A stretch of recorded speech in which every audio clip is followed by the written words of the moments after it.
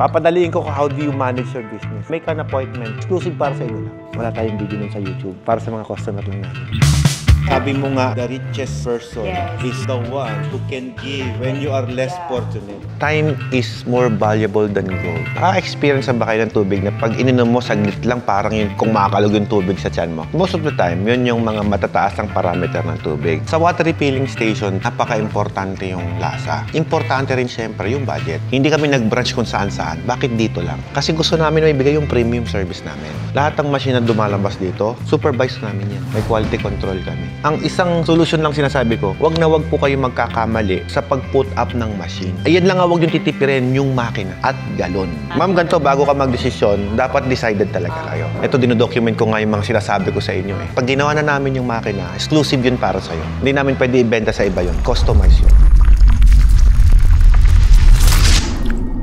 Good morning. Video ko lang yung mga nagsasampa. Ano yung kinakarga nyo na yan? Daming tubo ah. Huwag mo nakakulang ang 13-month pay. Nagmamagaling na naman. Ubus na naman sigurado yan. Ayan, ilipat natin yung mga Germany pipes and fittings natin sa kabilang side. Meron tayong customer. Galing pa sila ng Nueva Ecija. Ngayon, hindi pa sila decided sa package na bibili nila. Tutulungan natin sila ngayon na magdesisyon ng tama sa negosyong tubig. Isang karangalan na masabi mo yung credibility ng aming kumpanya. Yeah. I-scamming ko sana eh. Ayaw daw magpa-scam kasi watermarks, hindi raw scammer. Naka-deposit na kasi. Taga saan kayo, sir? Apra, sir. Alam nyo ba, teacher din yung kausap ko kanina. Pero retired teacher. Retirement tipo niya yung gagawin niya pang business. Kaya siya, pwede hinapiwan ko ng konti sa video. Eh si ma'am, bawal talaga to. Dito lang, nood lang kayo sa akin guys. Pang-4 ka na ngayong araw. Pang-5 sila, sir. Nung nakaraang buwan, puro seaman yung nagbilihan dito. Ngayon naman, puro taga-dep. Eh, sabi mo nga, the richest person is the one who can give when you are less fortunate. Nga.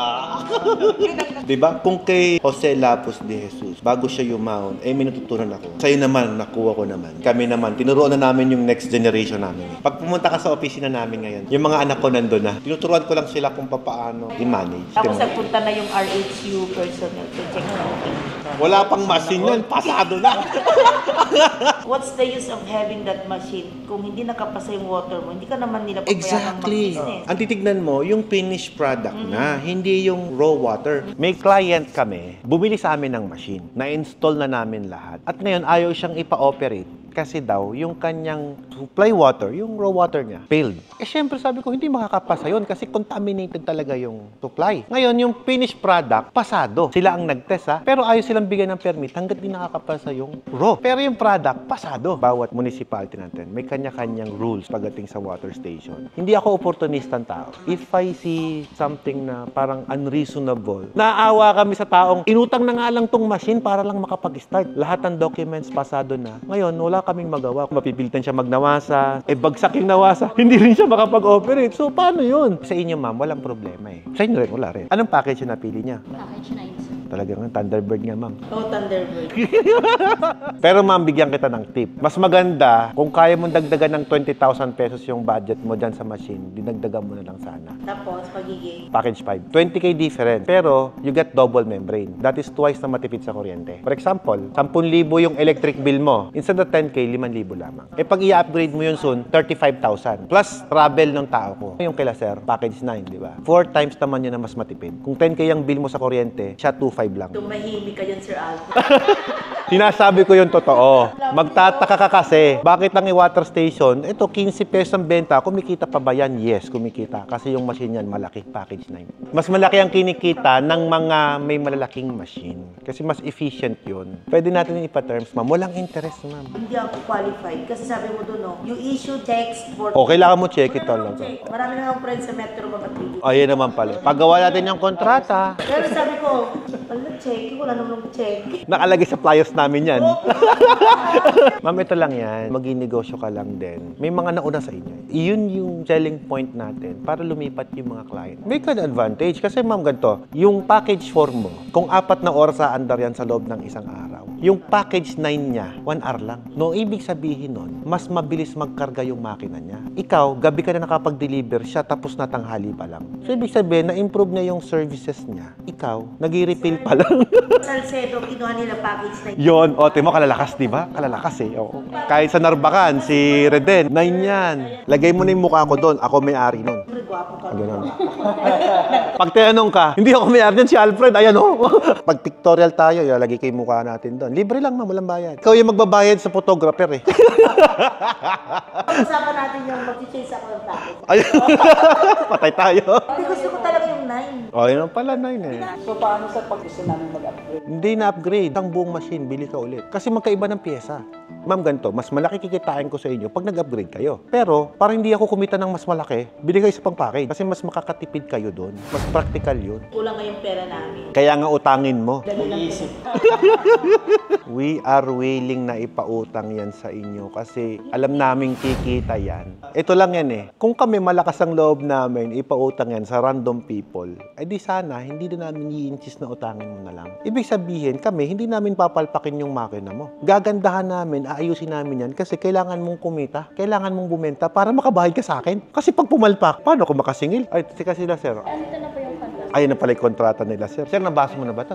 Yung operation, sir, ituturo sa'yo actual. Maintenance, operation, yung mga things to do and not to do. Mas maganda kasi, sir, kayo yung pumipindot mismo eh. Hindi dito kinakandak yon. May proper calibration na gagawin sa machine mo kapag nandun na. Dito kasi, sir, hindi naman nakakalibrate yung machine. Baka mamaya, sir, i-apply mo yung nandito doon. Palpak. Actual tayo, sir. Tapos, ang i-request ko lang, sir, sa mga staff namin, kahit kayo na magsabi, ikaw mismo yung gagalaw. Wag sila. Sir, eto ka mo gusto kong gawin eh. Paano ba pag magkakarga? Ikaw mismo yung pipihit na gano'n. No? Yung fear mo na kalikutin yung makina mawala. Isa lang ang bawal mong galawin. Purified ka, di ba? Etong kulay red dito. Yun lang. Pwede mong galawin, basta alam mo ko yung proper tawag namin dyan. Regulator valve. Hindi pa kayo decided anong package yung bibili nyo, tama? Nahapiwan nyo lang yung video, tapos that's it. Ma'am, sa Nueva Ecija kasi, most of the time, yung mga water sources dyan is deep well. Pero pwedeng gamitin yung shallow well. Pwedeng gamitin yung nawasa. Anong lasa ng tubig? Matabang. Yung mga sinasabi po niya, minsan, di ba, mabigat inumin. Naka-experience ba kayo ng tubig na pag ininom mo, saglit lang, parang yun kung makakalog yung tubig sa tiyan mo. Most of the time, yun yung mga matataas ang parameter ng tubig. Hindi siya nakaka-penetrate lahat sa cell wall natin. Kaya parang bloated kayo kapag ininom nyo siya. Sometimes, mga 600 ppm pataas. At yan ang isa sa problema ng mga water refilling station na nag-ooperate at bumibili. Dito sa Watermax, ma'am, sir, hindi namin kayo basta bebentahan ng makina. Kailangan i-educate namin kayo sa tubig bago kayo bumili. Gusto nyo ng negosyo, madali kayong bentahan. Ayun na yung willingness ninyo eh. Next question is, tatagal kaya yung negosyo? Kailangan mag-sustain. Paano may ma-market ang isang produkto? Yan, hindi mo alam kung paano siya i-market. Sa water refilling station, napaka-importante yung lasa. Importante rin syempre yung budget. Syempre, pag tatanungin mo ko, anong magandang package? Hindi syempre yung high-end ang ibibigay ko. 9. Ikaw considered natin dyan, hindi yung machine namin, yung budget ninyo. For example, ma'am, kaya nyo po ba yung package 4 namin? Kasi kung hindi naman kaya, kailangan natin bumaba. O kung kaya, doon tayo sa 4. Kasi yun yung alam namin makakaayos sa tubig ninyo. Ngari, hindi kaya, tapos ito lang ang budget, bigyan nyo kami ng water sample. Tignan namin kung ano yung magagawa namin para mayayos namin yung problema ng tubig ninyo. May dala kayong tubig. Parameters lang titignan natin. Pero hindi pa ito yung testing na ginagawa talaga namin. It will undergo pa sa lab namin kung paano namin siya ayusin. Definitely, we will test your water to give you an idea. Ito yung pilit niyang binibili kahapon. 45,000 pesos yung package 1 namin. Nagvo-vlog kasi ako kahapon. Natapatan na ongoing yung paggawa ko ng video sa 2025. Ngayon, anong nangyari po? Sir, yan yung bibili namin. Sabi ko, ma'am, okay naman na ito bilhin nyo. Saan po bang ilalagay yung water station? Doon daw sa Mangaldan, Pangasinan. Madami na kaming customer doon. Ang tubig po doon, hindi talaga maganda. Sabi ko, ma'am, kahit may pera ka at pabili ka na, hindi kita bebentahan. Kasi masasabay kami sa pag-bankrupt mo. Hindi ko sasayangin yung benta kung alam kong malulugi ka lang. Kami kumita, kayo nalugi. Ayoko yun. May bad karma yan. Kung ma'am, nag-start ka ng negosyo, kumita ka. Aba, di habang kumikita yan, pinapasalamatan mo kami, di ba? O naisasama kami sa prayers mo, di ang sarap nun. Hindi kami nag-branch kung saan-saan. Bakit dito lang? Kasi gusto namin may bigay yung premium service namin. Lahat ng machine na dumalabas dito, supervise namin yan. May quality control kami. Kapag nilagay ko sa iba't ibang lugar, isa sa problema ko, hindi pa siguro ko ganun ka-high-tech na tao para i-monitor bawat makinang lalabas. Kasi personalize yan eh. I-design ko yung makina according dun sa problema ng tubig mo. Paano ko gagawin yun kung hindi ko na monitor yung mga water sample? Sabi ko dun sa client namin, sabi ko, ma'am, pag-isipan nyo munang maigi. Gantong package, huwag mong i-cash kasi pilit niyang kinakash. Willing kaming ipautang ng walang tubo. Sir, sayang yung 30,000 discount eh. Sabi ko, hindi lang naman makina ang puhunan mo sa negosyong to. Ang puhunan nyo rito, building, pan-deliver, galon. Magkano yun? 300,000 lahat yun, 400,000. Construction pa lang. Kung pumalpak yung makina ko, sayang yung gastos mo, yung building. Kung nagrenta ka, pinagawa mo pa yung pwesto nang hindi naman sa'yo.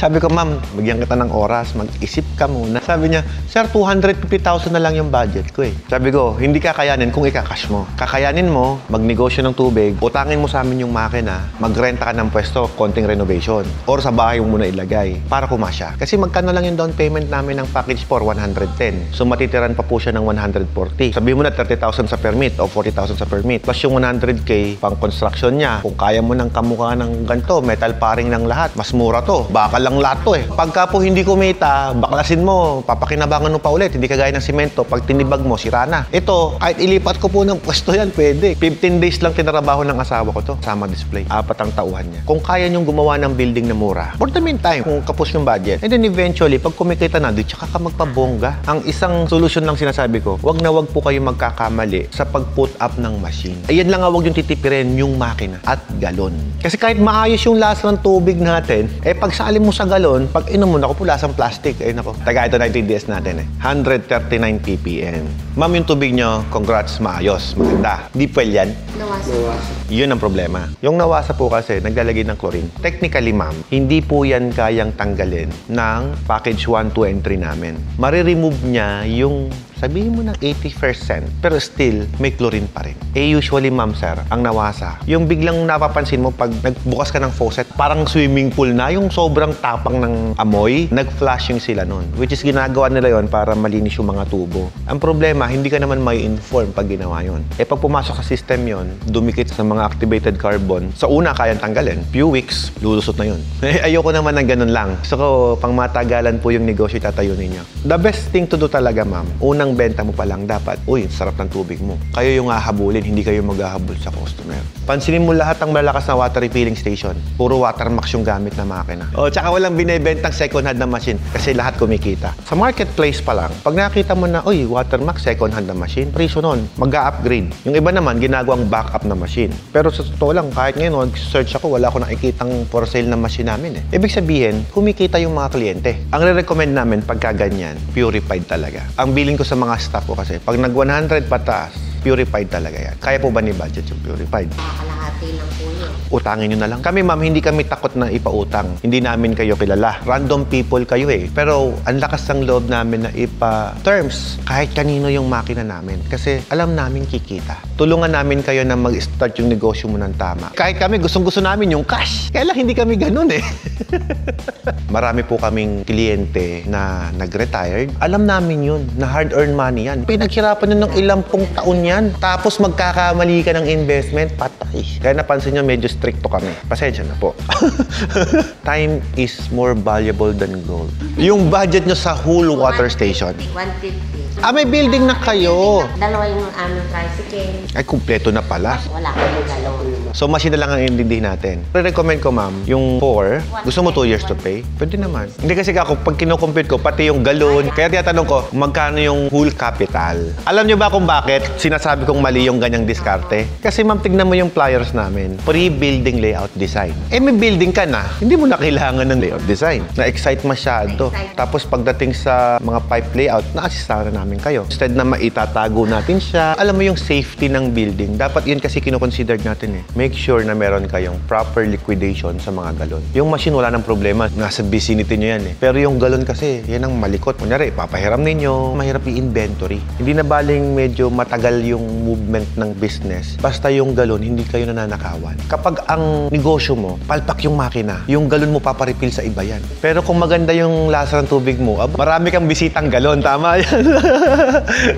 Meron kaming mga customer, ma'am, ganon. Opening pa lang po, 200 galon agad magandang nabebenta. Pangit kasi yung tubig doon sa kanila eh. Ang kinuha po niya, package 9 naman. Halos lahat sa kanya kumukuha. Ang problema naman, ang pangit talaga ng water source. Pero naiayos namin yung tubig. Na-vlog ko yun. Pinapunta ako nung opening doon eh. Baka invite ako ni Ma'am eh. Makikain ako ng adobo. Ma'am, ganito, bago ka magdesisyon, dapat decided talaga kayo. Ito, dinodocument ko nga yung mga sinasabi ko sa inyo eh. Non-refundable kasi yan. Pag ginawa na namin yung makina, exclusive yun para sa'yo. Hindi namin pwede ibenta sa iba yun. Customize yun. At saka hindi mo na mayatras yung building mo, may building ka na. May libre kaming gripo eh. Ang hindi lang po kasali sa amin, yung hugasan ninyo. Pero yung jet wash kasali po yun. Nagbago na kami ng presyo, ito 2025 na price namin. FDA and CPR, idagdag nyo na dyan. Pag tinignan ng customer, yun, kompleto. Promo ng asawa ko, parang naging santaong promo, libre DTI eh. Kami nagbabayad. Usapan lang namin nun, promo lang eh. Nakakalimutan siguro. Yung FDA nyo, ma'am, tsaka CPR ninyo, kami magbibigay nun. Yung machine natin, nakaregister naman po yan. Ang igagayak po sa inyo ng munisipyo, ma'am, hingan po kayo ng water analysis. Sa machine ninyo manggagaling. O kailangan ma-install pa natin. Yung DOH po ang pupunta sa inyo para i-test yung tubig. Huwag muna kayong ma-stress. Kami muna ang magtrabaho for you. Tsaka na po yung mga documentation. Ngayon, kung ano yung requirements sila na kailangan yung tubo nakaangat ng 10 cm mula sa ground, ay gagawin natin yun. Mahigpit po sila pagdating sa linya ng tubo, yung mga hazard analysis. Ibang metro ang gamitin namin. Dapat commercial. Huwag niyo ibigay lahat. Ang ibigay niyo reservation lamang. May contract na po yun. Para kahit hindi na po kayo bumalik dito, yung makina niyo, ginagawa na namin. Ganoon na lang. Kasi abala yun, ma'am, yung pabalik-balik. Since may reservation na kayo, pag may way kami ng Nueva Ecija dun sa area ninyo, dadaanan kayo ng staff ko para mabisita yung lugar. I-schedule po ni Miss Weni yan. Para at least, bago namin deliver yung machine namin, ma'am, makita namin kung kamusta yung linya ng tubo, anything na dapat nyong gawin, i-consult nyo sa amin para hindi kayo pabalik-balik. May nangyayari po kasi, hindi kasi yung machine namin. Maganda yon, yung malalaking pintuan talaga. Any case na may nangyari sa loob, pwede nyong ilabas yung mga gamit ninyo. Kamusta yung tubig namin? Pwede po ba yung baunin mo yan? Oo, pwede. Bigyan mo pa si sir ng isa pa. Yung tubig natin, sir, ano lasa? Okay naman? Eh, yung tubig mo, ganyan yung magiging lasa. Baka mas masarap pa dyan. Galing lang yan sa emergency machine namin. Hindi pa complete treatment yan. Pinongga na lahat eh. Oh. Ibig sabihin, ma'am, pasado yung tubig ko sa panlasa ng apo mo. Di ba nang nakikita niyo ako sa video, taba-taba ako. Oh, ngayon medyo pumayat na ako, no? 2 months pa lang yan. So, ang ginagawa ko po, eto, may lagyan akong bote. May tubig na mainit. Tapos ito, lemon. Sasaling ko lang siyang ganyan. Ayan, inuunti-unti kong inumin yan. Kapag kang lemon po, nilagay mo sa tubig na purified, magiging alkalinized yan. Lemon acid. Pag purified kasi, acid din. Tapos magiging acid pa yung inumin mo. Baliktad kasi ang effect nito sa katawan natin. Yung acid ng lemon, pag ininom mo siya, nagiging antioxidant siya. Nagiging alkaline sa loob ng katawan mo. Ito yung pinaka-healthy na alkaline water, I could say. Kasi natural, no chemicals. Pero ang machine process ko lang dito, ma'am, yung water na iniinom ko kasi purified water. Eh, ang purified water po kasi, wala na po siyang mineral. Pure water lang yan. Pag inom mo, halos parang bitin na. Ubus eh. Which is good thing. Kasi kapag sa negosyo natin, mabilis maubos ang tubig, hindi mabilis ang benta. Di ba? Ngayon, ito, sinare ko lang baka sakaling makatulong. Occasionally use, pwedeng benta. Like may kasal, may binyag. Sa mga tindahan, pwede rin. Ang puhunan natin dyan, ma'am, yung bote, nasa 3 pesos. Kung lalagyan mo ng sticker na ganyan, mga 1 peso and 50 centavos yan. Mas mahal pa yung sticker eh. So, parang ang puhunan mo dyan, 4.50. Ang bentahan yan, 10 piso, 8, maramihan, 6. Kung talagang bulto. May 2 piso ka lang kada bote. Pero naman meron life hacks yan para makatipid ka sa piso. Alam mo yung pinadidikit eh, yung paid, yung ganon. Magpagawa ka ng sarili mong logo. I-stamp mo na lang ng ganon. Diyan, sa bote. Pag ganon lang, ma'am, oh, gaganon mo lang. Paikot lang na gano'n. Oh. Ang kailangan lang po, pangalan ng water station mo, contact number ninyo. Yun lang. Huwag nang masyadong magarbo yung design. Tapos, ma'am, pagawa ka na rin ng malaki. Yung galon mong malaki, stamp mo na lang din para makatipid ka. O, huwag na sticker. Ang tubig kasi mababa presyo. Kailangan natin mag-cross-cutting din. Pagawa ka ng 3x4. Ang galon kasi, may konting langis yan pagbago. Para mawala yon, alam mo yung torch na pangluto, heat gun kasi ang tagal eh. Pag tinorch mo yun ng gano'n, yung container mo, for example, ito yung container, makita mo nagbabago kulay yun, mainit. So, saka mo ngayon stamp para kumapit yung tinta. Maraming gumawa po niya, naging epic failed. Bakit daw ayaw dumikit ng tinta? Eh kasi hindi didikit dahil nga may diesel. Yung galon lang na kulay blue, clear na bilog, wala nang diesel yon. Baka pag tinorch mo yun, maluyupi yun. Excited ka magbayad eh, easy lang. Picture tayo, ma'am, bago kayo umuwi para may ebidensya po na binigyan niyo ako ng pera.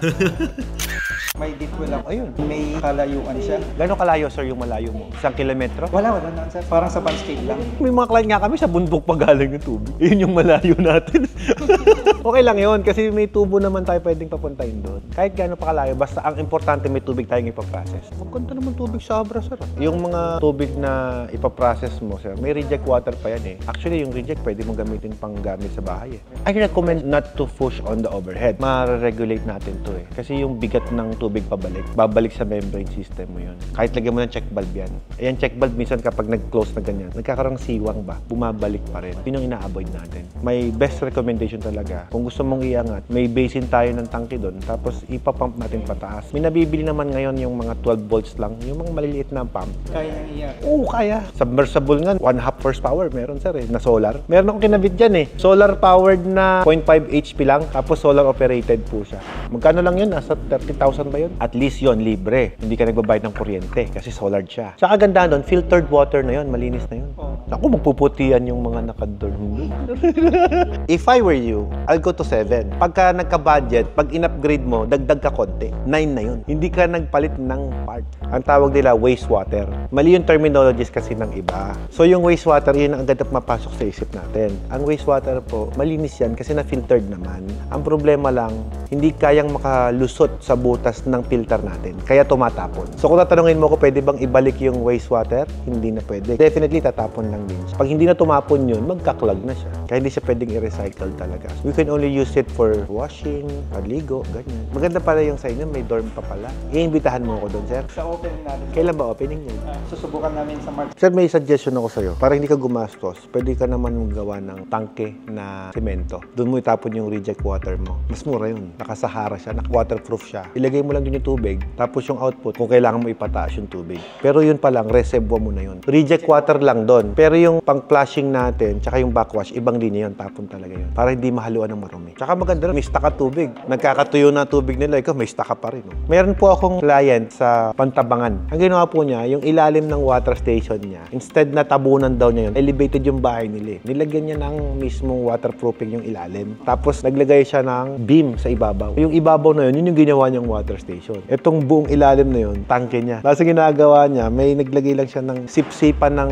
hose ng bumbero. Binibenta rin niya sa bumbero yun. Anyway, marami kayong pwedeng paggamitan. Kaya lang kaya sir kasi gagamitin daw panligo ng mga nasa dorm eh. So dapat malinis. Pwede nga yun sir, i-filter mo ulit. Microfilter lang, yung tag 3,000 maliit. Magagamit mo na siya as is. Kaya lang sir, paano eh? Tangke mo sir eh, mabuhang eh. Nasip-sip ng motor mo, di pasok doon sa tubo nila yun. Tapos, Pasok sa buong facilities mo, di wala kahit anong buwangin yun. Malinis na malinis yun. Sa pagluto, I will not recommend it kasi marami siyang mineral. Purified gamitin mo sa pagsasaing, diba? Tagal na paalis ng kanin mo. Tapos isaing mo sa stainless. Ayan ay Metrobank. Approve na sir. Approve na agad. Hindi na kailangan punta ng bangko. Matindi. Sir, yung mga problema mong ganyan, sinolusyonan ko na. Lahat ang lalabas yan ng inventory natin ngayon. Yung mga tao natin, hindi tayo pwedeng manakawan. Lahat ang lumalabas bilang mo eh. Lagyan din ng metro. Si ma'am, lagyan din ng metro si ma'am. Pwede na daw. Hindi. Mahal-mahal lang metro nun sir eh. Calibrated kasi yun. para Lahat ng nabebenta mo, namomonitor mo, lahat ang lumalabas. Kaya hindi pwede sabihin ng tauhan mo na wala kayong benta. For example, may ginagawa activity o kaya masama pakiramdam mo, hindi ka nakapasok. Magbe-base ka lang sa metro. Yung benta sa umaga at benta sa hapon, i-divide mo lang sa 20. Kasi per liter ang sukat nun. May inventory mo lahat ang benta mo. Magkano yung metro nyo ngayon? Water meter. 5,000. Ayun. Mas accurate yun kaysa mag-invest ka ng CCTV. You don't have the time na panoorin lahat yung tao mo kung anong ginagawa or what. Kasi minsan ganito, may mga galon din tayong tumataba. Sa slim, tumataba yun eh kapag luma eh. Oo nga sir. Instead na 20 liters, naging 21 liters yun. I-average mo na lang. Negative ka ng 3. Eh ma'am, tumaba yung galon eh. Okay lang yun. Aksidente, natapon yung tubig, mandabuwal sa tricycle, pinalitan mo. Okay lang yun, basta i-report mo lang. Yung bang pag pinresent mo kay boss, ma'am, kasi minatapong tubig. May something ka na report, di ba? At the end of the day, hindi tayo lagi negative. Thank me later.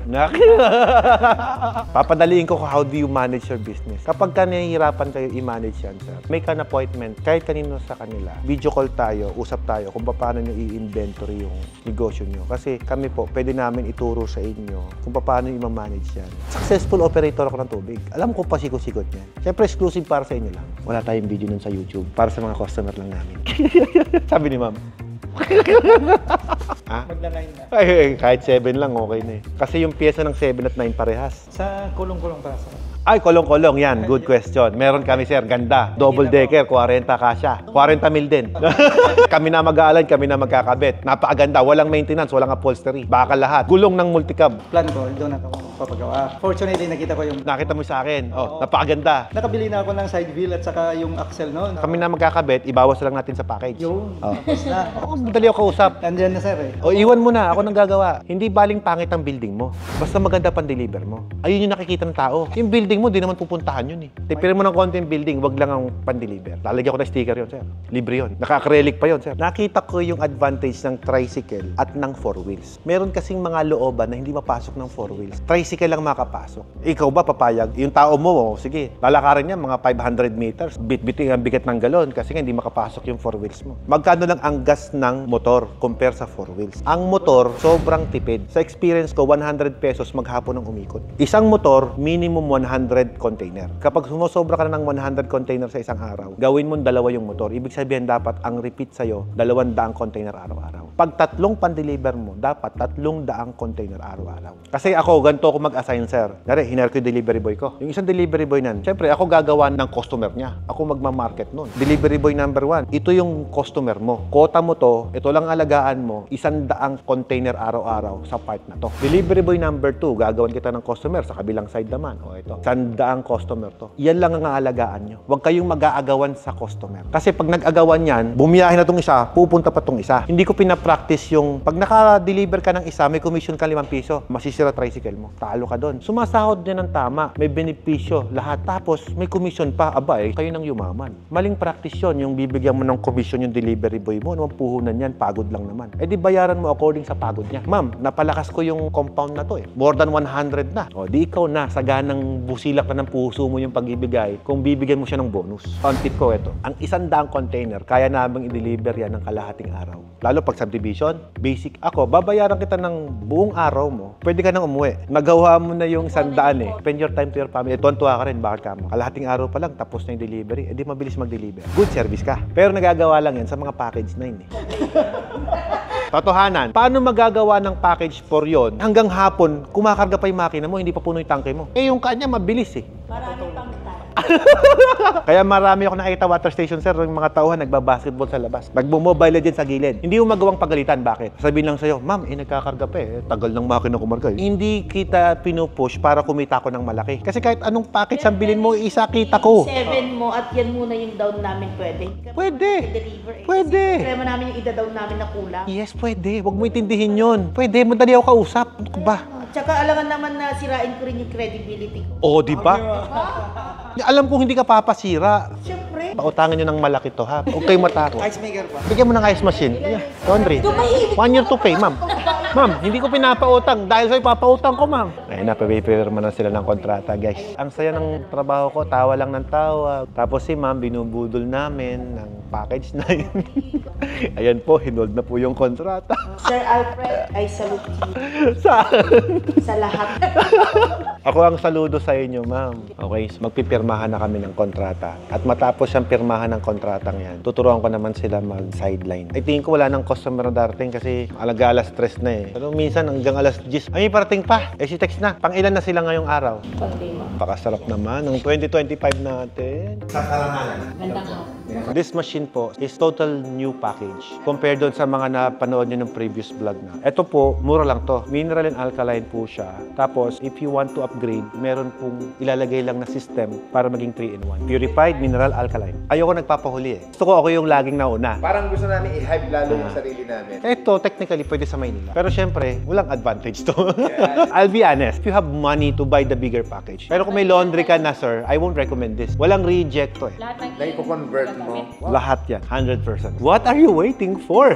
Dalawang klase ang starter. Isang may pera tsaka isang wala. Kung sabihin mo, starter pa lang ako, wala akong money, I will recommend this. Kasi wala pa tayong budget eh. Advantage, of course, may money ka, may pera ka. Di, doon tayo sa high-end. Pero yung kasi, di ba sir, kahit may pera ka, pero yung market mo does not require it. Technically, ma'am, Unlimited yung market. Kahit ilagay mo sa remote area, kung masipag kang mag-deliver, di may market ka. Kasi for delivery tayo eh. Mas practical pa nga na maglagay ka ng water station sa mga residential eh. Yung hindi ka nag-renta. Kasi pwede ka mag-deliver. Makakagalaw ka ng maayos kasi nandun ka sa property mo na wala masyadong taong nakatingin sa'yo. Saka mas less ang operating cost. Tama. Nakuha ko rin sa'yo, you have to educate your customer. That's number one. Hindi ka pipitsugin dito. This technology kasi, this is the traditional water station na hindi naman nag-required ng reverse osmosis. Anything na system na gamitan mo ng reverse osmosis, ayun po yung may reject. As long as walang reverse osmosis, walang reject. To be honest, hindi ko pa naiintindihan yung pag-process ng alkaline. Yung purified na ipaliwanag mo na. We have 5 kinds of alkaline water in Philippines. Any water na lagyan mo ng lemon, magiging alkaline siya. Next alkaline processor is, alam mo yung pinapatak? pH drop, EMC, CMD, so many products from seawater para magkaroon ng pH level yung water. This is considered also alkaline water. 3 na pala tayo, ionizer. Number 4 is ozonizer. Magkaiba yun. Yung ozone galing sa hangin, ina-alkalize mo. Yung ionizer from the ionization. And then yung isa pa is tourmaline balls, which is yun yung gamit ko. Pag sinabing tourmaline balls, it came from the mountain rock na meron siyang natural alkaline. Wala siyang chemical. It will last up to 6 months. You have to replace. The filter costs 10,000 pesos. Malalaman mo lang naman siyang kailangan siya magpalit kapag ka nababasag-basag na yung bato. Pag sinabi mong alkaline, what's normally yung pH level? 7.5, that is considered as alkaline. 7.4 is the same pH of your blood. What is the advantage ng alkaline water na galing sa Watermax compared to... Of course, syempre. Mambobola na ako nito. The advantage, kailangan namin i-consider. Yung alkaline namin dapat low maintenance para kumita ka sa negosyo. Kailangan yung aming alkaline, hindi siya napapanis. Mas matagal ang buhay niya. Kapag ginamitan mo ng ionizer, so at last to 24 hours lang, and it will turn back to normal water. Pag ginamitan mo ng ionizer, ang bagal ng tulo. Hindi siya pang commercial, pang personal use. Unlike dito, tourmaline balls, dumadaan sa malaking filters. Pag napataas mo yung pH level, it will be alkaline water. Now, as long as it's alkaline water, hindi siya bumababa ang pH level. Kasi hindi siya ginamitan ng hangin. Natural stones yung gamit natin. Of course, mga 1 week, ganyan. Siyempre, pang negosyo eh. Kapag nagbebenta ka ng alkaline water, sir, I don't recommend to contain it sa container na plastic. Dapat bote. Kasi nagre-react talaga siya. Pansinin niyo po lahat ng alkaline water sa US, nasa babasaging bote. Bakit ka pa mag-a-alkaline kung hindi mo naman kayang pangatawanan? Ay, dito ka na sa purified water.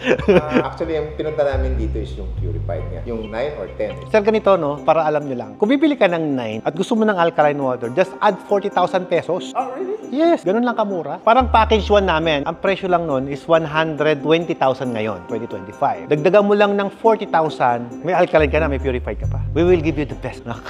Kasi kung bibili ka lang intended for alkaline, why you spend for this? Eh, pwede ka nang bumili ng package and then add 40K. Yan kasi yung mga product na kailangan mong i-market. I-educate mo yung client mo para bilhan ka. Kung hindi ka lang sanay uminom ng mineral water, of course, maninibago ka sa una. Mga high-end hotel like, mga 5-star hotel. Kapag nanghingi ka ng service water nila, they won't give you purified. They will give you mineral water. Hindi dahil mahal. Because dahil yun yung alam ng panlasa ng mga bisita. At sa barko, ang sistema niyan, sir, magpa-process sila ng desalination, purification, and then remineralization. Tsaka nila ipapainom. Yung purified, panghugas lang nila. Wow. Tayo naman kasi, mga negosyante, ang gusto natin, yung bibenta tayo, yung kita tayo, di ba? Pagka kumuha ka ng 9 or 10, mag-add ka ng 40,000, mayroon ka lang i-add na equipment. Yeah, of course. Alkaline or minerals. May sariling ultraviolet yun. Yung 9 at saka 10, available naman pa rin siya. Of course. Ang presyo nun, katulad din nung nabanggit mo sa vlogs mo. Nagdagdag na yata ng konti. Malaki. Kunti lang. 10K? Kaya-kaya. Manipis. Yung 10 kasi, 3 yung tangke. Malalaki. Hindi ito. Mas malalaki. 1,000 liters. Yung mga machines namin, kahit malalaking package yan, naka-organize pa din. Ang requirement kasi, hindi kami ang nagtakda niyan. Nag-suggest DOH is 25 square. But actually, kasya naman sa 20 square meter. Pero ma'am, syempre, kung kami masusunod, the bigger the better. Kasi syempre, if you can give us a bigger space, beneficial yon sa inyo. Kasi imagine mo, if you have the 500 containers, paano mo re-refill lahat yun? Nang sa akin is yung setup ba? We will still do with the layout pa rin naman. Yung 25 square meter na subukan namin kahit 400 to 500 containers ay medyo kaya naman na. Basta may storage ka lang din ng container kasi patong-patong yun, ma'am. So magkano ba sa... Magkano? Ayan, upo tayo.